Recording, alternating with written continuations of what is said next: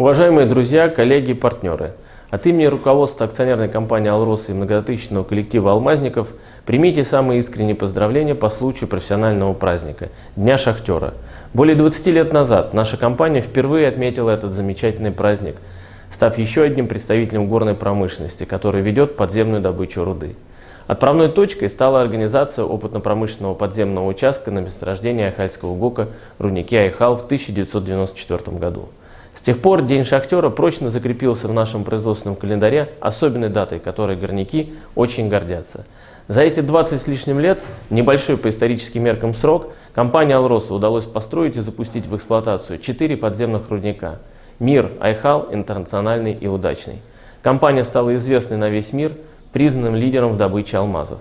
Оглядываясь назад и окидывая взглядом прошедшие десятилетия, мы проникаемся чувством гордости за тех, кто был первым и продолжил славный алмазный путь в далеком 1957 году, ознаменовавшем начало алмазной отрасли в России. Горнодобывающая промышленность играет огромную роль в экономике страны.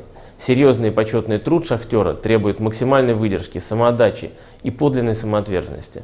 Каждая добытая и выданная на гора тонна руды – это невероятные человеческие усилия, пример мужественности, силы духа и ежедневного подвига. От чистого сердца поздравляю всех шахтеров и ветеранов металлургии, партнеров и коллег горной промышленности.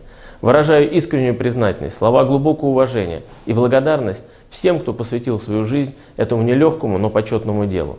Желаю успехов и безаварийной работы, ясного неба над головой, мира, добра, любви и благополучия вашим семьям, тепла и взаимопонимания, уюта, согласия и достатка вашим домам, крепкого всем здоровья, удачи и ангела-хранителя.